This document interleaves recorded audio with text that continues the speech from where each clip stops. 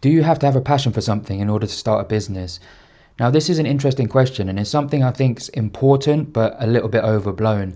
And Scott Galloway talks about this in The Algebra of Happiness. He says that people who are already successful will tell you to go and follow your passion.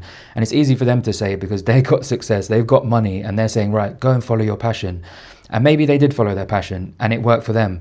But that's survivorship bias. Just because it worked for them doesn't mean it's going to work for you. Maybe they were easily able to monetize their passion. Yours might be in some random niche that you struggle to turn into a business. So I think it's more about following your competencies. And if passion comes along with that, then that's a bonus.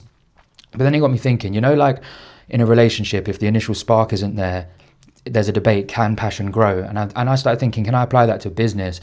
And I think with business, passion can definitely grow because you start working hard in something you're competent in, and then you might be a little bit successful, you might get some positive feedback, some words of affirmation.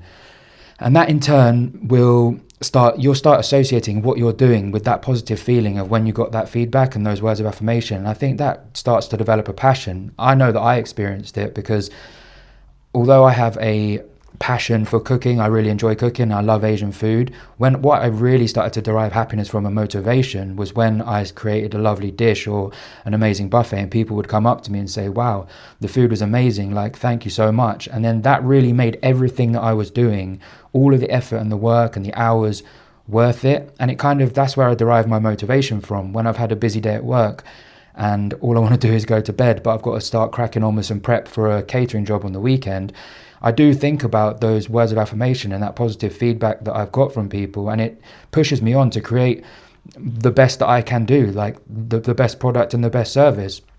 And so what it really comes down to, I think, is motivation, not passion.